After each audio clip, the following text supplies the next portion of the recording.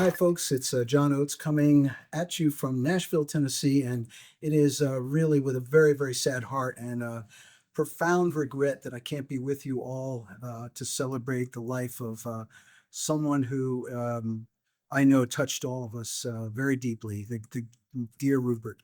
Um, Along with Jeremy and Rory, we definitely had some times together, and guys like Rupert, they just don't make them like that anymore. And I uh, I could tell a lot of stories, but then again, perhaps most of the good ones are probably best left to the memory, and especially in this PC world that we live in. But times were different, and I'll just relate a few things. He invited me to Monaco for the first time. It was a dream of mine to go to Monaco and see the Grand Prix. Rupert was driving for Surtees at the time. I believe it was 1978.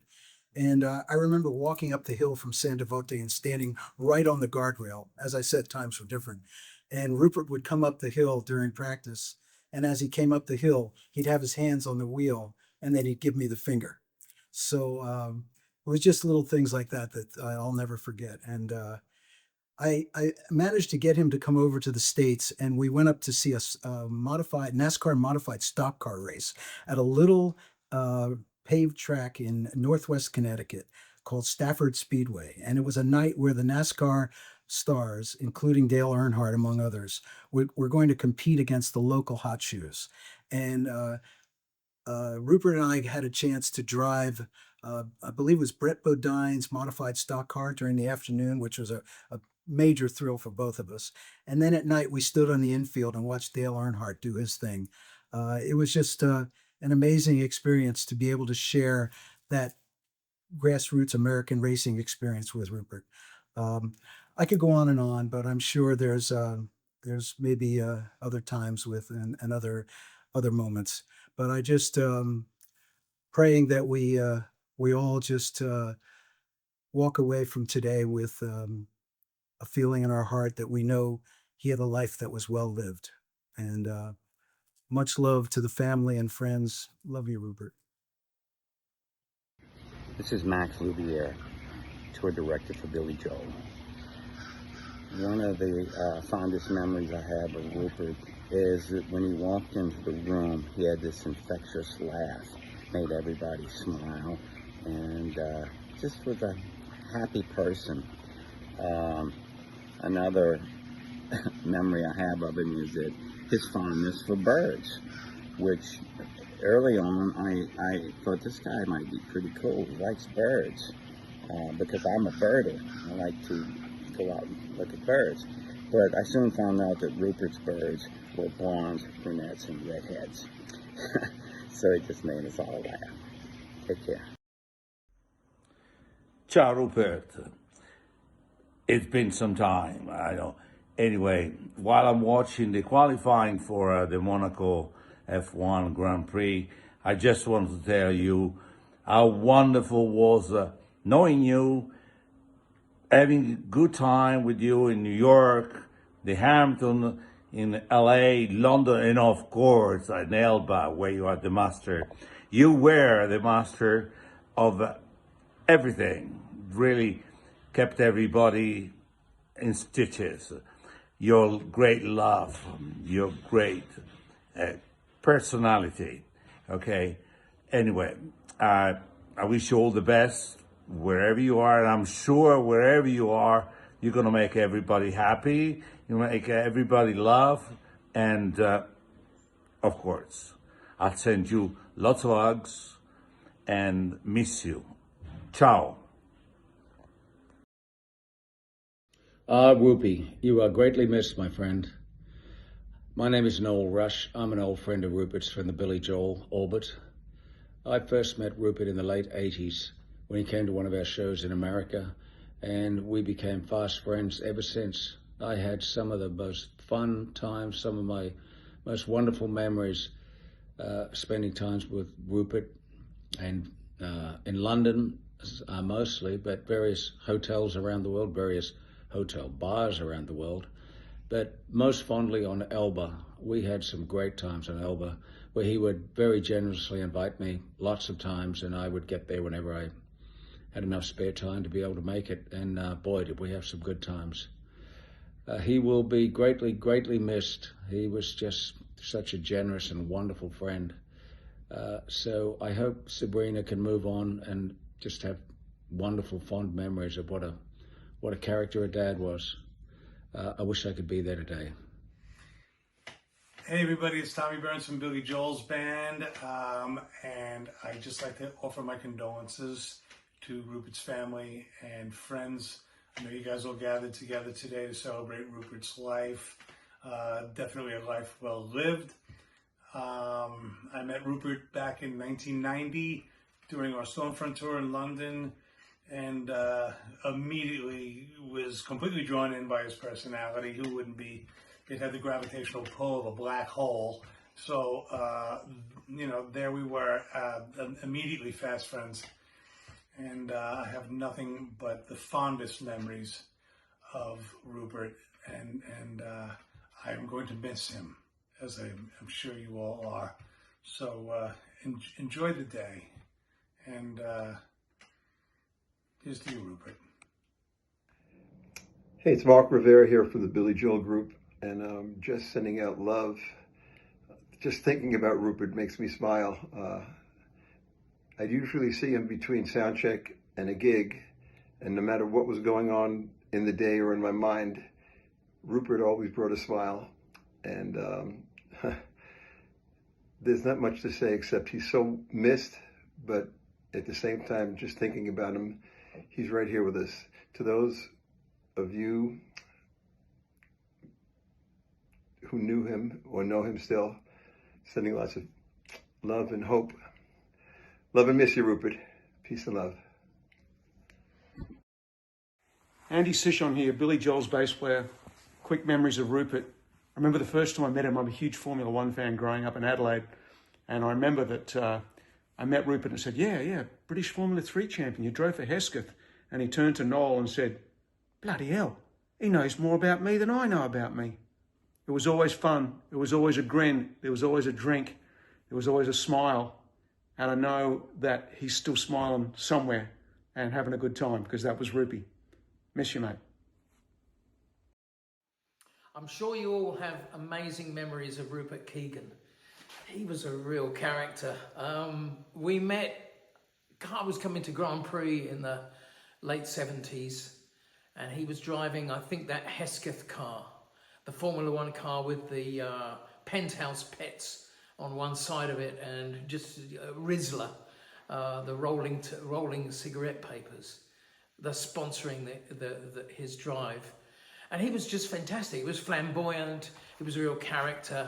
He sort of came over a bit of as a playboy, but he wasn't really a playboy. He was just a really decent bloke, a fantastic friend. I lived in Chelsea, and he lived around Chelsea and Fulham as well. And so we used to hang out with people like Stefan Johansson, another Formula One racing driver, of course, driving Ferrari at that time, and Barry Sheen, motorcyclist, and lots of other characters were always around. Damon Hill, Johnny Herbert, and we all used to hang out. It was incredible time, and it was an amazing time in Formula One as well, in Grand Prix racing, because you had James Hunt and you had Alan Prost and Ayrton Senna and Nigel Mansell and Nelson Piquet, all these incredible characters. So the standard was very high.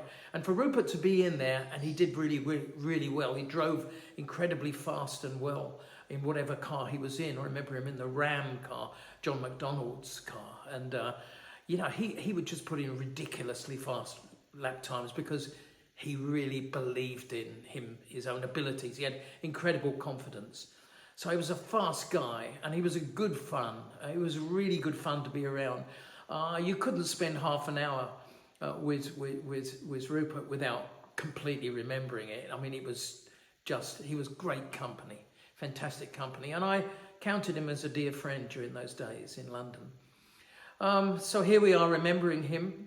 And I just remember this great loyal friend, wonderful character, and a real bloke, and it's fond memories. I spoke to him last year, and that's the last time we spoke. But sadly he was declining then. And I just want to say to everybody there, happy memories of Rupert. And I hope Sabrina, you're going to be okay. And to Rory, his brother, and to all the family, I wish you all the best. Condolences to everybody, and R.I.P. Rupert. Hi guys, I'm Christy Brinkley. I was a friend of Rupert's for, well, since about 1980. I met him through my friend Olivier Chandon, and Olivier wanted to be a race car driver just like Rupert, and he really looked up to him. And I thought Rupert was a great character right from the very moment that I met him. When Olivier died in a racing accident, Rupert called me every single morning and helped me face the day. They were true friends. Rupert used to wake me up with, "Hello, fat face, how you doing?"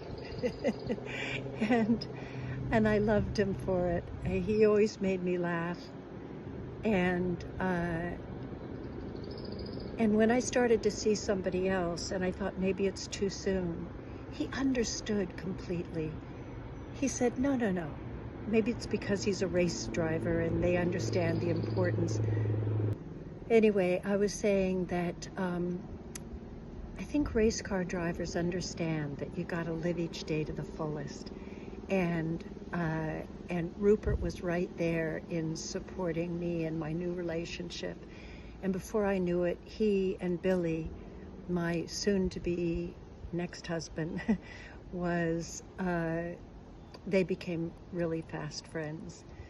I remember when Sabrina was born, and Rupert brought Sabrina to the Hamptons, and I just had my baby Sailor. And we hoped that we would get a lot of time for our children to play together. And I know that it made Rupert really happy when Sailor was with me when we came to say goodbye. We hoped we weren't saying goodbye, but it became obvious that that's what we were there to do. And Sailor and Sabrina were together, and I could tell that pleased Rupert to no end. It's really nice when I hope that we can continue to see each other, and that the new generation of Sabrina and Sailor will continue to see each other.